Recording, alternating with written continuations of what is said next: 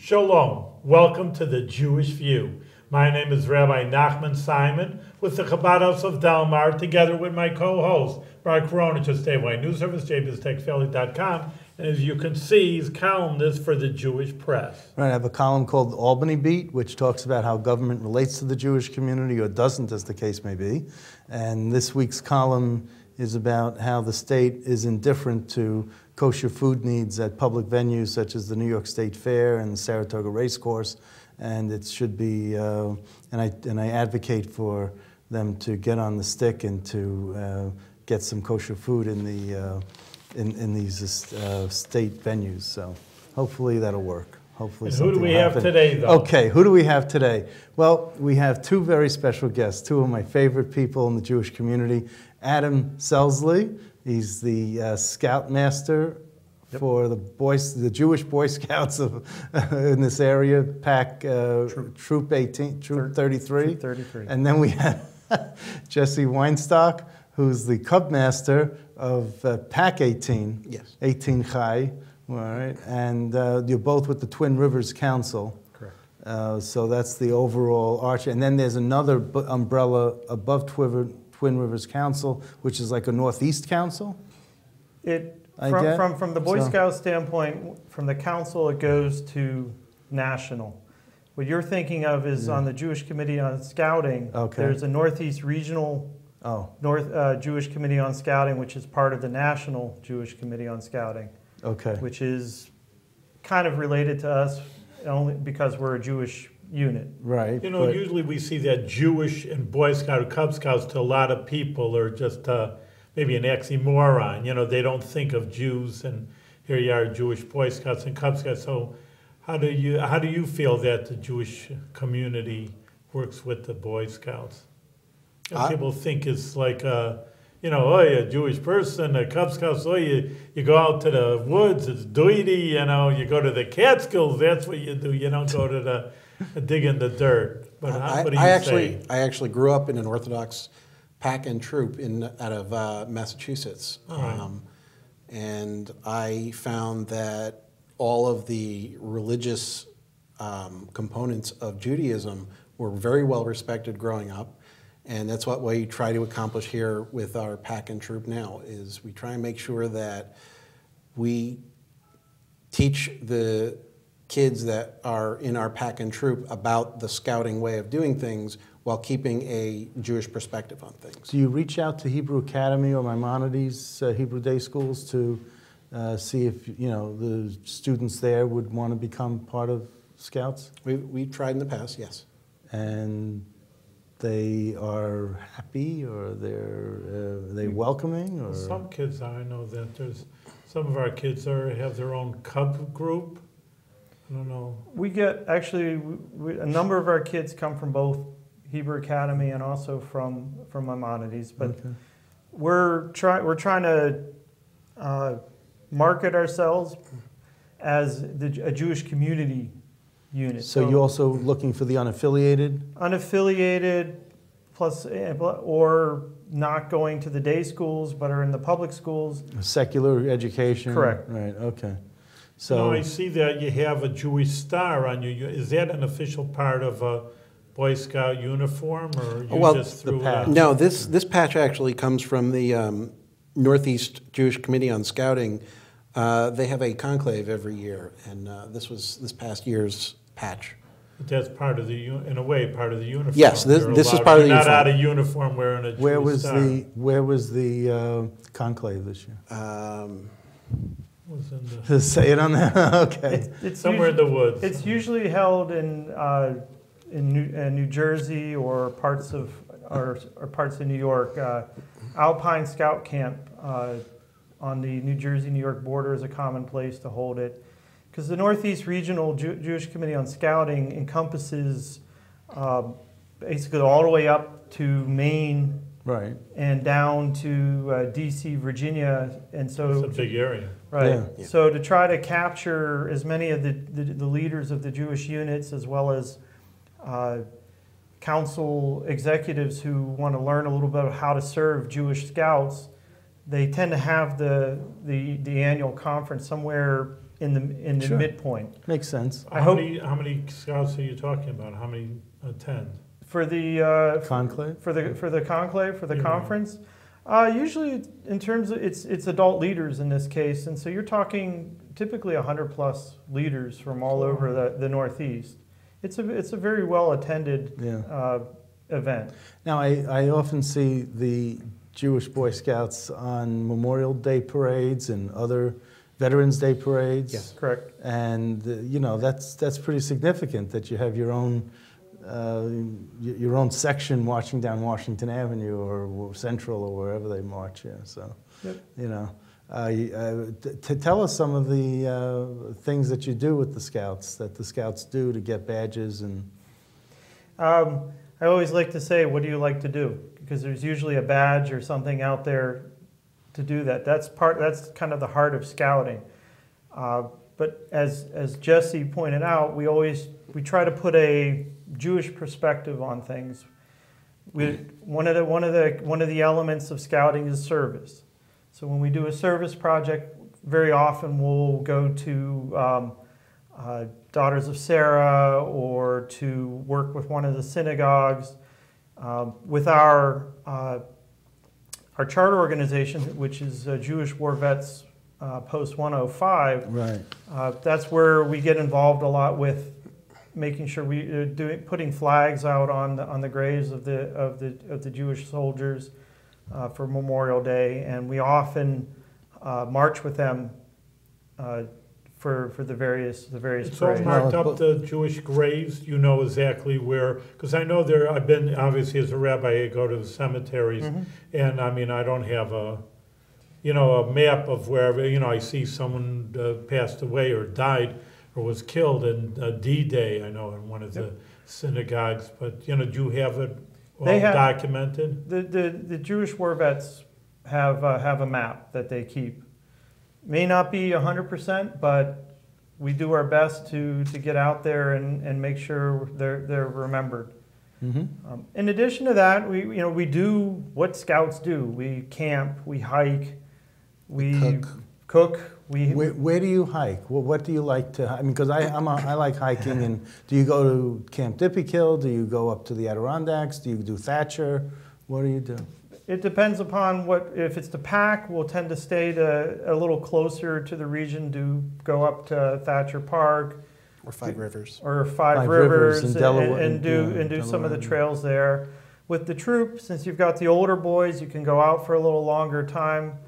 In the recent past, we took a hike out to a snow hole on the Taconic Crest Trail. We've taken hikes on various trails up in the Adirondacks.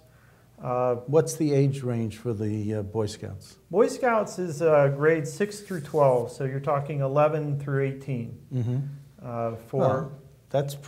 They're pretty healthy at that age. They can get up the mountain. They got tons of energy, probably more than you and I have. So sometimes I'm not too bad. How many years have you been doing this, Adam? As a scout leader, this would be going into my 9th year. And as involved with the Scouts altogether? I got back involved when my oldest son was in 1st grade. He's going into 12th grade, so I guess that means 11 at this point. Yeah. So, but I was a scout like Jesse when I was a kid for 7 years. I went from Cub Scouts on through up through You're Boy Scouts. local. He's from Massachusetts. I grew up in Massachusetts. Yeah, all right. I grew up outside of Pittsburgh, but I ended up in this area back for the first time attending RPI, and came back here in 2007 and have been here Ever since? Okay. And I know that you had some of your meetings maybe it's the executive board at Temple Israel. Is that where you have meetings, or was that just a coincidence that I just happened to see you there a couple of times? Well, our main meeting spot is the Albany JCC. At the JWV room. In the JWV room, right. Hence our because they're your sponsors. Our sponsor.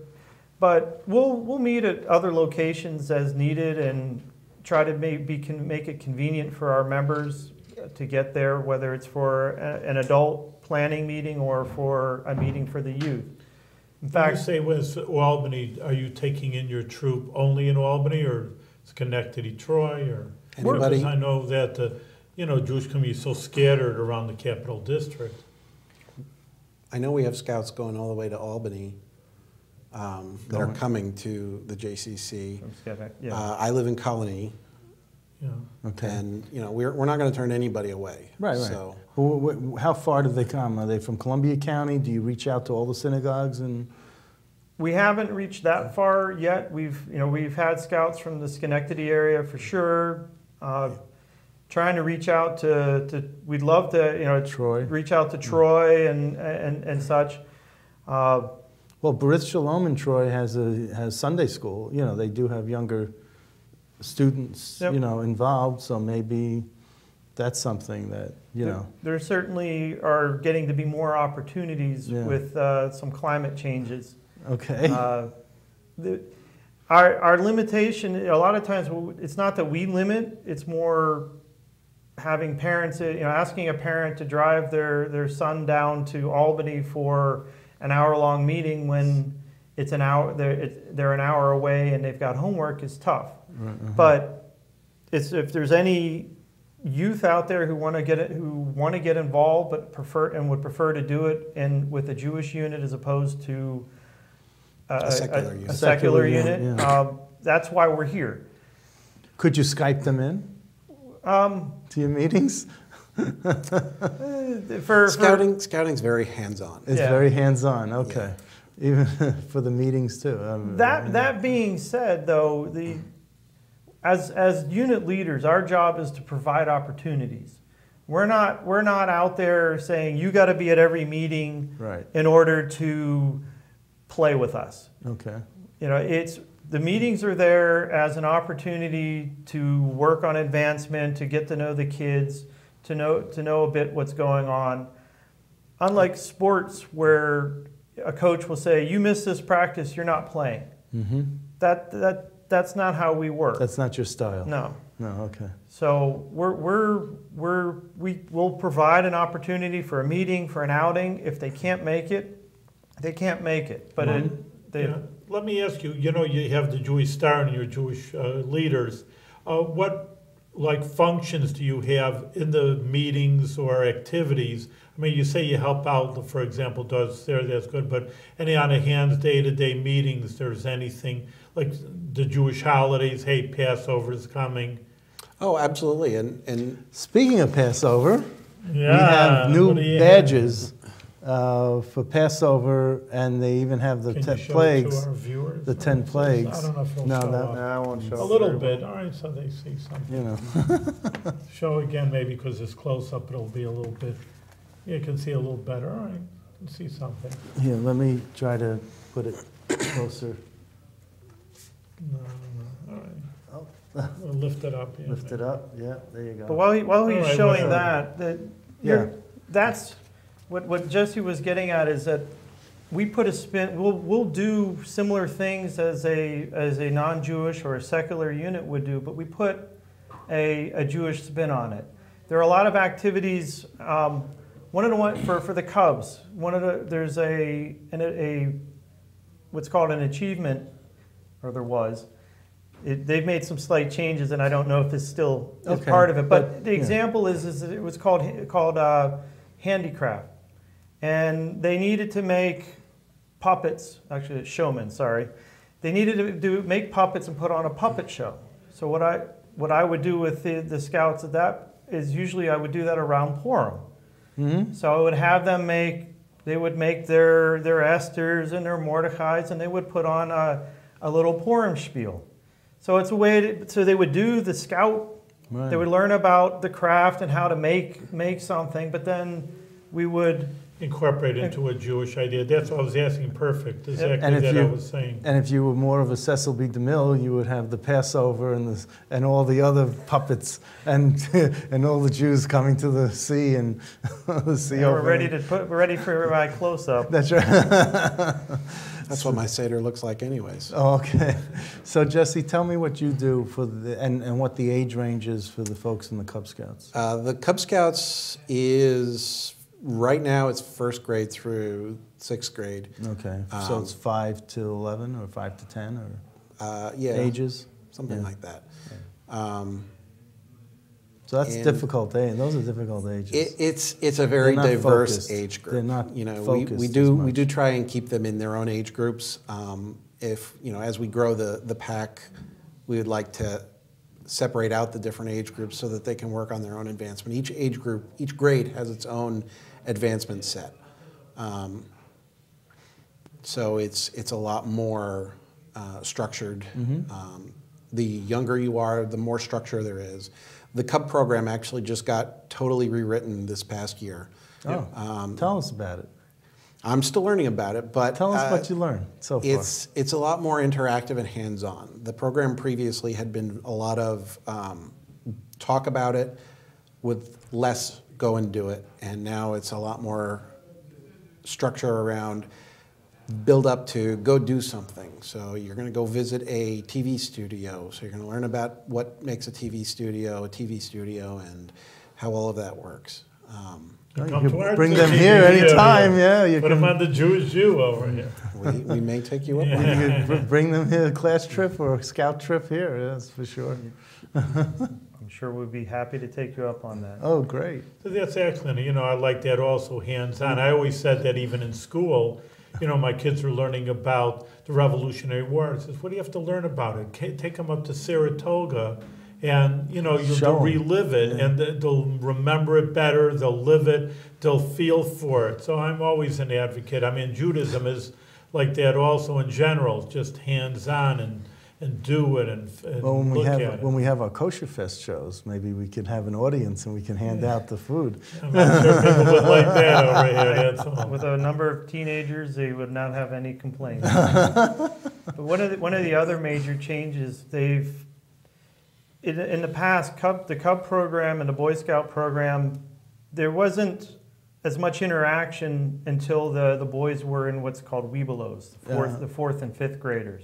Okay. Now they're designing it to try to create more interaction with a Boy Scout troop right from the beginning, because the idea is get them involved, get them seeing what the Boy Scouts are doing, and the better chance they are that they'll start from Tiger and go on up to Eagle. It also eliminates that separation point. So Right. now you're not a Boy Scout or a Cub Scout, you're a scout. Yeah.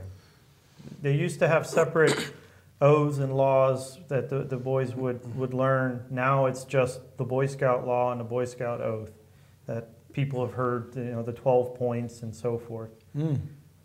So now they learn it from the very beginning. How has technology changed what you do? I mean, for example, I always think of the Scouts as, you take wood and you learn how to whittle wood to make a point, to campfire, and We're then you still take the doing that. sticks and you rub them together.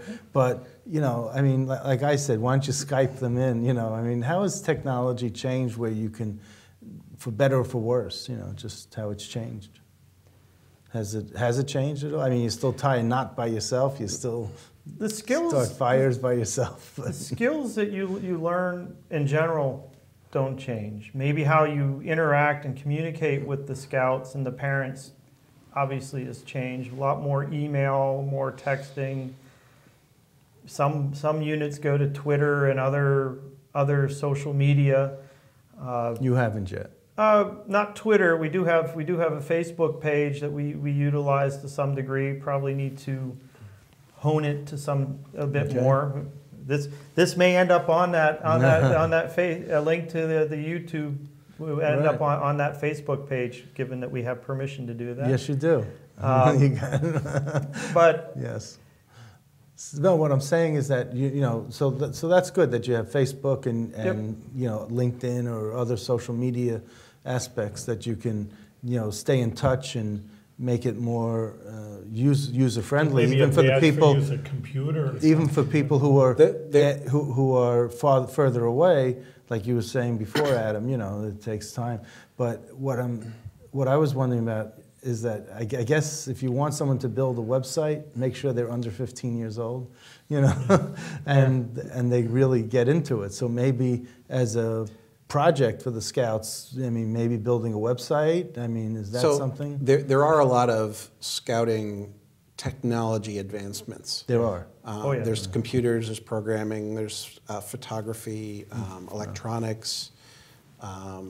There is a big automotive. STEM thrust in scouting. Which is science, technology, engineering, and math. Yep. Yes. Now, there should be STEAM, where they should have arts in the middle of that. There's still, well, that's still there. That's been there. You know, Because in the arts, you have science and technology and engineering and math in the arts, so it really should be incorporated. I've been an advocate for that for a while, so that's my own little pet peeve. But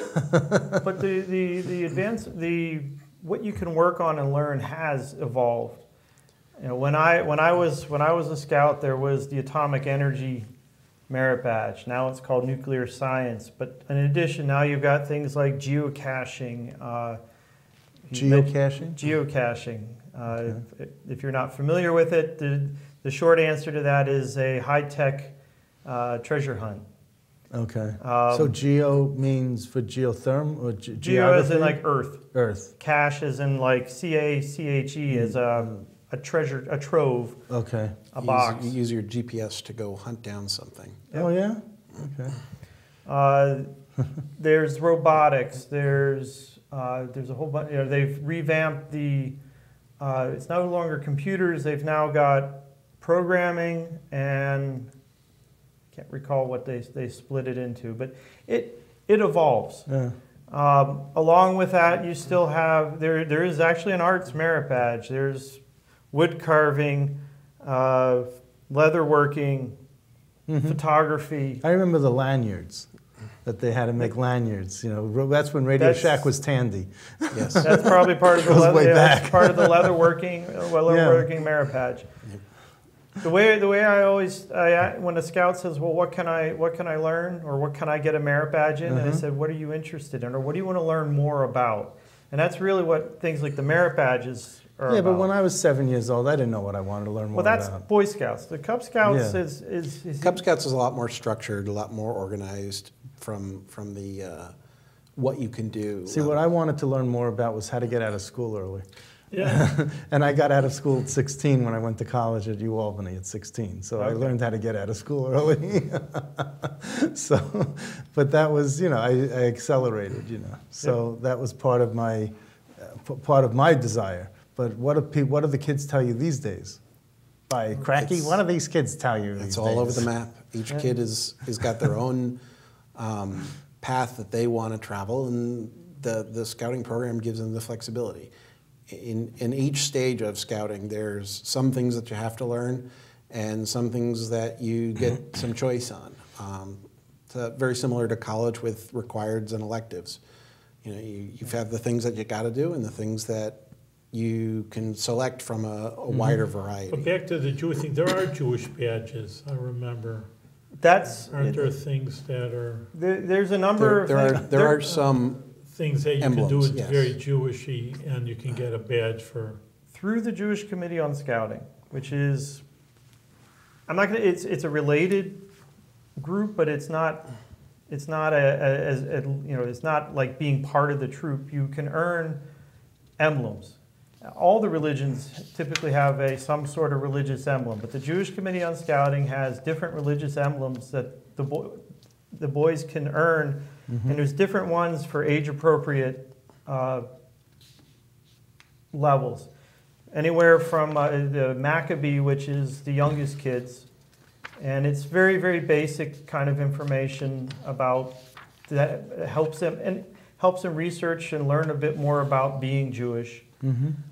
All the way up to the highest one for the youth is called Eitz Chaim for the Boy Scouts, which gets very involved. They have to get very involved in working with the synagogue or other organizations, and almost to like an Eagle Project level work. But you know, again, as I said, it gives them an opportunity to explore another aspect of themselves, and from their religious point of view. And It's always catered to the individual, meaning, Right. you What know. is it? I mean, you should have been showing me the badge, but I'm sure that our viewers cannot see it. So I can't see it. So But this hey, is actually an adult leadership Jewish emblem. It's the Chai. Okay. and that's actually a Northeast Regional Jewish Committee on Scouting exclusive award. It's a service Congratulations, Jesse. It's a service recognition award. And what'd you have to do for that? I had to contribute to the improvement and continuation of the Jewish Scouting program. So not financial contribution. You No, had to do I put in the time sweat. and effort. That's right. Yep. Okay. For at least 2 years. Wow, that's great. Now, you know, there's apparently the Chabad in New York City sponsors a lot of the scouting. Do you know about that, or? There are obviously a number of Jewish units down in New York City. Yeah. I don't know all their specific activities. And there's the Girl Scouts, Jewish Girl Scouts also down there. Did you ever try to do it, you know, get someone involved with the Jewish Girl Scouts?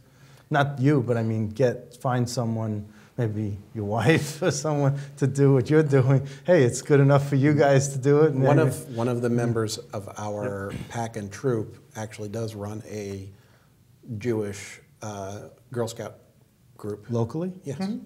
Oh, I got to find out more about that from you. Yep. I didn't know. Is that just starting? Is that just No, it's been around for Like 2 years a couple now. of years. a couple of years? Okay. Because that- there's this one woman, Shayna Davis, a second grader at Manhattan Day School. She says what she enjoys most is making friends, working together, and thinking creatively at twice monthly troop meetings. She says, I'm learning about good Jewish deeds, and they are important to me as a Jewish girl.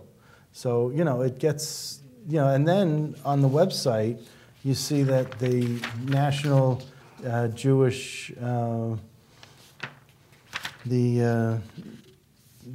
know, your National Jewish organization has various parshas that they analyze, and they talk about how the parsha relates to scouting. There is a group on, I guess since it's the older guy, typically the older guys, I guess, who started this, there is a Yahoo group, and there's one gentleman who posts to the Yahoo group every week a Devar Torah. Alan something or Nelson Block? I don't know. It's Nelson. Yeah. Nelson Block? Yeah, and So unfortunately, there's I this- can't remember the Hebrew term he uses, but he calls it the path of the scout. Mm-hmm. And a lot of times he'll take the parsha and then relate it to some aspect of scouting and Yeah. something that we're doing.